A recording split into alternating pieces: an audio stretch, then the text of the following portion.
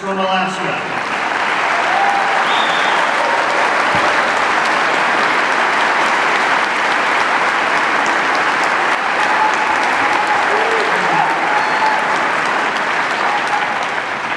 Thank you, Bob, for that kind introduction. I want to mention also that our first grandchild is on the way this December. I don't feel like I'm old enough to be a grandparent, but we're truly blessed. I want to thank my wife for accompanying me here to Iowa. This is a wonderful place to be the first son. Thanks are in order. Mark and Barbie Miller have been gracious hosts while we're here, and Randy Davis has been good to commute us around this great state. It's good to be back in farm country. For those of you who don't know, I actually had ancestors who passed through Iowa in the 1800s. I come from a farming background. I had farmers and ranchers in my extended family, and it kind of gave me the farming bug. So right out of West Point, when I went to Fort Riley, Kansas, my first duty station, I bought a farm. And that's kind of made me a little bit partial to a story told by, I'm sure, our favorite Californian, President Reagan. Related a story about a young farmer who bought this plot of ground. It was a small plot that was full of rocks and trees and vegetation. And this guy spent a lot of time, actually weeks of blood, sweat, and tears clearing the land. And he finally got to a point where he could grow a small garden. And the produce from that garden just blew him away. I mean, it was incredible. He was so proud of that garden that one Sunday at church, he talked to his preacher, said, "Hey, preacher, come on over, take a look at this garden." So the preacher came in over to the farmer's garden after church, took one look, and he was just as amazed as the farmer. He said, "Man, farmer, that is just an incredible, bountiful harvest that God has blessed you with." He walked through the rows of corn, the rows of carrots, looked at the squash, and at every row he would have the same refrain: "Man, God has really blessed you. He's really given you this. He's blessed you with this bountiful harvest." Well, the farmer was getting increasingly disturbed with the preacher's antics, and finally he just couldn't contain himself anymore and blurted out, "Well, Pastor, you really should have seen this when God was doing it all by himself."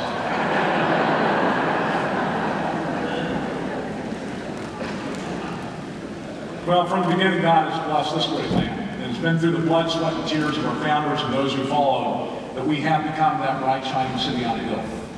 What do I mean by that? Well, we've spread democracy, representative government, we've spread free enterprise, the wonders of modern medicine, the advancement of agriculture to the world over. We brought many out from a world of darkness.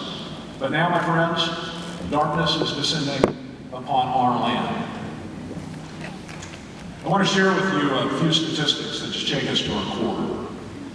Make no mistake about it, we are living under a surveillance state. There have been a number of NSA whistleblowers who have recently disclosed that virtually every digital communication in this country is currently recorded. We had a whistleblower from the Bush administration say in June that there was actually phone surveillance over high-ranking military officials, political leaders, a Supreme Court justice. He later identified this individual as Justice Alito, and even then Senate candidate Barack Obama in 2004. Whistleblower Snowden has offered even more meat to what's going on. By his allegations and others like him that have been employed by the clandestine agencies, we know that virtually everything that you do on the internet is being recorded by our clandestine agencies. In other words, every search that you make on the internet, every story that you read, every email that you send, every entry that you make in social media. In other words, although it might not be reviewed by NSA analysts or clandestine agency analysts, our government has built a dossier on each and every one of us. And my friends, with that, freedom cannot long survive.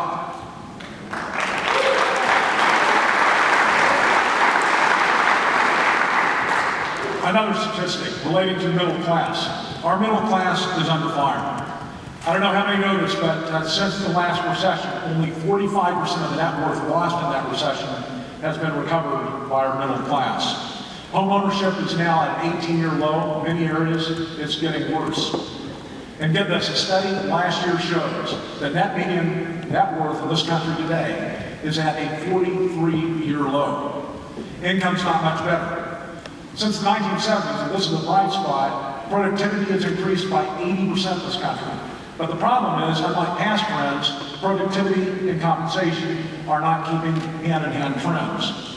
Instead, what has happened, and I'm going to talk about the median compensation for male workers, it is actually stagnating. Since the mid-70s, there has been an increase in compensation for the male worker of 0.1%. And let me translate that. What that means is, from the mid-70s, the male worker making $10 an hour today is making $10.01. But here's another shocking figure, and it took my mind a little bit of time to wrap itself around this. But today, 40% of American workers are making less than the full-time minimum wage worker in 1968. That's an amazing statistic. And now, at the same time these things are happening to the middle-class wage earner, we're talking amnesty. It's another step to lowering American wages even more. In Alaska, we have a related phenomenon. It may not be prevalent here in Iowa, but it's called the Foreign Guest Worker Program. Alaska has a very high unemployment rate, especially in Native Alaskan populations, 20%. And yet we're importing thousands of workers annually to work in fish canning plants, in the tourist industry. And what does it do? Well, it keeps that unemployment high, and wages continue to go lower. Internationalism is advancing. Last year, we were within one senator of confirming the law of the sea treaty. It's a horrific giveaway of American sovereignty.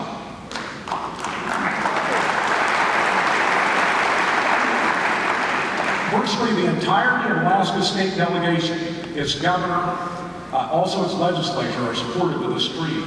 And yet, what does it do?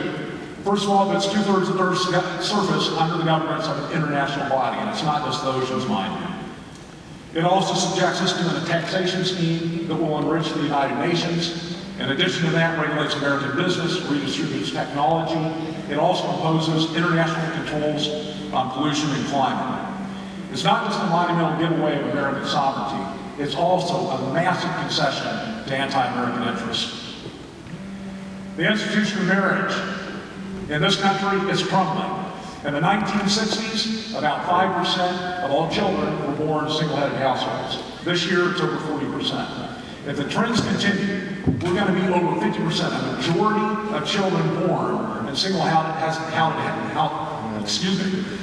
households in this particular decade. No culture has ever survived this type of catastrophic collapse of the family. None. Horrors of abortion, 56 million dead. 1 out of 4 American babies aborted.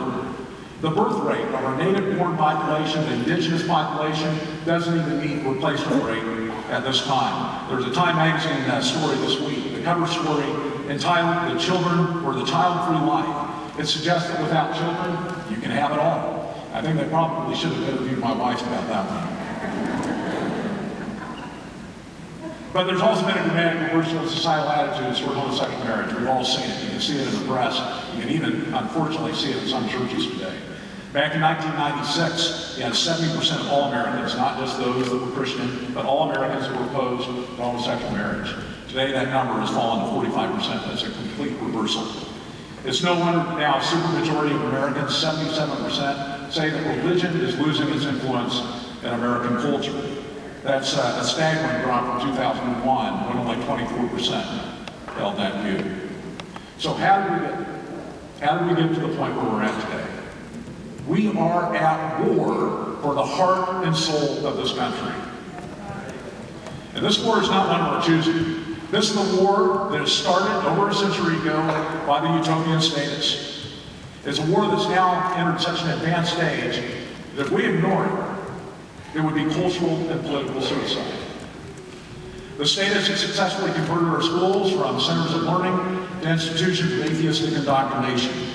Religious pluralism and multiculturalism have imposed new secular orthodoxy of moral relativism and political correctness. It basically undercuts a free exchange of ideas. The importance of the individual has been supplanted by these vague notions of community and the greater good. The independent spirit that built America is being undermined, and as our dependency grows, we're swiftly no longer becoming able to govern ourselves. We cannot allow this to continue.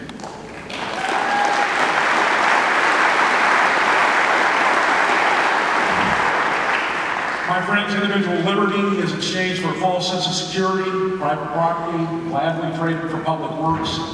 It is with great sadness that I confess that our president's fundamental transformation of this nation has largely been a success. So the question is a familiar one to us. When the foundations are destroyed, what shall the just do? Well, now, more than ever, we must sound a clarion call to return to the Judeo-Christian foundations that have developed and made Western civilization.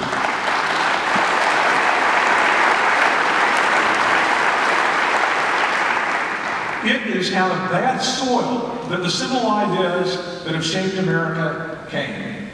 Like monotheism, the contingency of creation, the idea that transcendent law and therefore natural rights and universal ethics, the importance of the individual and the value of each and every human life, libertarian freedom, linear history, and the concept of progress. In other words, the ideas that make self-government possible. While the secular fundamentalists of our age feverishly work to build a wall of separation between church and state, any religious sentiment for that matter, in our government, it's clear from history that no such intent was ever intended by our founders. On the contrary, the Declaration of Independence has 4 distinct and separate references to the Almighty God and His moral governance of the world. He is invoked as the lawgiver who built His decrees into the very fabric of creation, to the Creator who endows all men with certain unalienable rights. 3, the supreme judge of the world, to whom our founders appealed for the rectitude of their intentions, and 4, the divine protector of their efforts. Far from being an antique relic of antiquity, not only was the concept of God the touchstone of the revolutionary mind, it continues to function in American law and jurisprudence as the guarantor of our most fundamental rights. The unique and crowning achievement of the American Revolution was the permanence, the society that was anchored in the permanence of transcendent law. Which is why, for example, unlike the legal constructs that you saw come out of revolutionary France, the American Constitution has outlived 4 such documents there. Enlightenment and the rule of reason alone have failed to deliver a liberal achievement like the American Constitution. While enlightenment and obviously common sense are necessary conditions of a free society, they are not sufficient. By undermining the foundations of this great experiment, secular fundamentalists, whatever their intentions, are giving birth to fertile ground for tyranny. Take, for example, Obamacare. With its contraception mandate on Catholic institutions, or perhaps the requirement that Christian employers provide insurance policies that supply abortion services. Same-sex marriage being forced upon clergy. Chaplains not being able to pray in the name of Jesus. Soldiers, again, my son at West Point, I had prior service, I talk to military men and women all the time. Soldiers not being allowed to spread the gospel, except under threat of criminal sanction. Or perhaps the new Employment Non-Discrimination Act is being pushed right now through Congress. What would it do? It would force Christians to either stop the way they're doing business, abandon the public square, or violate their conscience. And just today I read a story about the O-Guards that Dick and Betty on Grimes Island. How many people heard about that story today?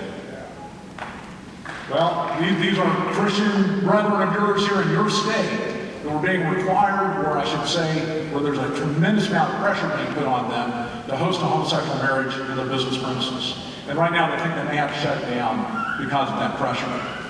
Ladies and gentlemen, the President of the United States and his allies are engaged in a form of systematic, spiritual, and religious apartheid.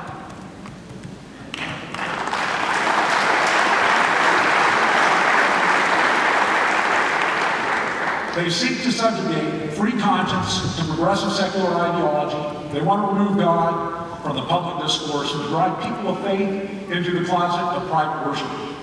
And that is in direct violation of the First Amendment of the Constitution that says Congress shall make no law prohibiting the free exercise of religion.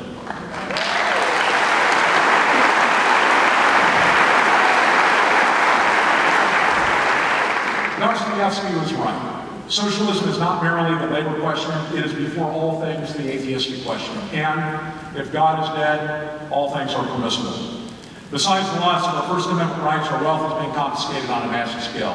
From Bell Epps to Fannie Mae, Freddie Mac, Wall Street, the big banks, even to fund the IMF bailouts in the failed states of Europe. But to make matters worse, our children's futures are being mortgaged to the Bank of China. It is immoral. And of course, now we've got the world's greatest healthcare system that's being taken over by a government that can't even keep track of its own affairs, let alone balance its own books. Crony capitalism threatens our electoral system in unprecedented ways, such as what we saw in Alaska in 2010, that big business and K-Street interests buy elections and corrupt politicians so that they can line their own pockets with our money. But we've reached a point now where the nanny-state and crony capitalism may be the least of our worries. Instead, the massive surveillance state has raised its ugly head, and we're told it's for our own good.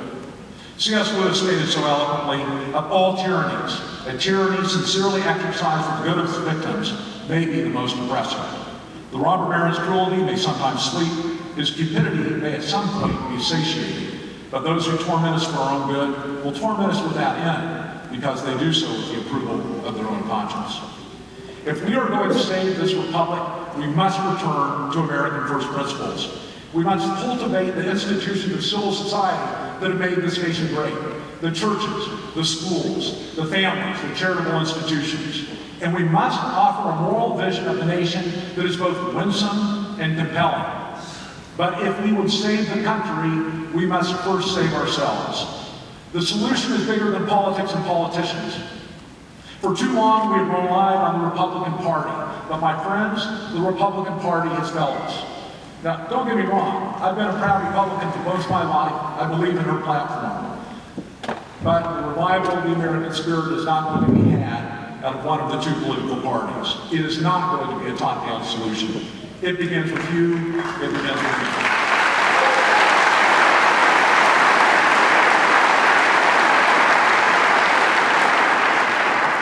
We are in a time of great moral peril. Most of our politicians have been compromised. It's clear that a majority lack the courage to do what is right for the country, even though they are under a sworn oath to do so. It was 28 years ago that I entered the U.S. Army as a cadet at West Point, just like my son did, Jacob, last week. I entered the academy under this covenant. I, Joseph Miller, do solemnly swear that I will support and defend the Constitution of the United States.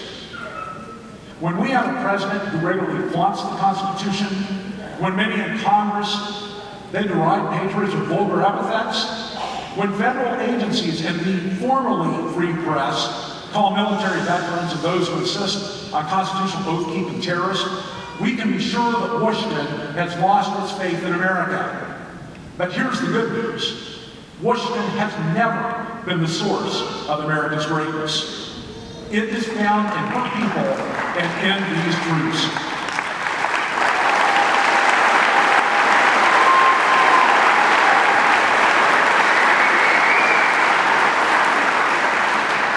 That all men are created equal, that they are endowed by their Creator with certain unalienable rights, that to secure these rights, governments are instituted among men, deriving their just powers from the consent of the government. Ladies and gentlemen, like I said, we live in times of great moral peril and upheaval, times that test men's souls, but we were made for these times. So this may yet be our finest hour. Like those intrepid people who stood in the face of the 18th century's greatest empire, we face a situation that is much bigger than ourselves. But I believe that we the people can and will rise to the occasion that is set before us. Major General Joseph Warren, he was the doctor for Abigail and John Adams, was one such patriot. He was one of the last men standing at Bunker Hill. At Bunker Hill, the Patriots ran out of ammo, and yet the British kept coming. Major General Joseph Warren was one of the last men standing there when he was felled by a cannon musket ball fired at close range by a British soldier. He was then decapitated and his head held aloft, brought to General Gage. Dr. Warren had earlier told the men of Massachusetts at Lexington this: our country is in danger now, but not to be despaired of. On you depend the fortunes of America. You are to decide the important questions upon which rest the happiness and liberty of millions not yet born. Act worthy of yourselves. Ladies and gentlemen, we live in a different age and with different challenges, perhaps a different remedy. But the stakes are just as high. Upon you and I rest the fortunes of America and the freedom of the world over. The future is in our hands. Let us act worthy of our trust. God bless you, and may God bless the United States of America.